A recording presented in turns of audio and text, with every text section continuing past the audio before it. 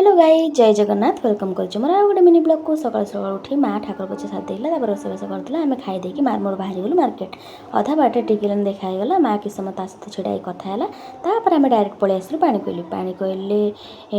आसलु पंडागर को जेहेतु आज अक्षय तृतीया थिला आज दिन में सुना रूपा और कंसार किसी जिनस झाड़ू ये सब घर को आसिले माँ लक्ष्मी आसती बोली आम मैंने जानते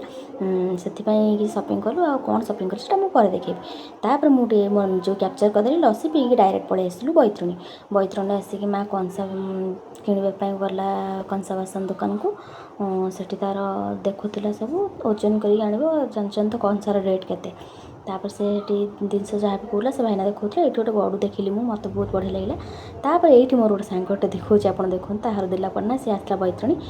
सेठी सब कम सारिकी माँ आसीगला गोटे आलना देखापी तार गोटे आलना थिला गोटे खराब हो फिक्स कलु तापर भितर आसती देखापी कौन कौन अच्छे लिटराली सब कुछ भल था तापर आसगली ग्रोसरी घर जैसे ग्रोसरी सरी जाता ग्रोसरी सब कुछ किणाकिणी कर सारिकी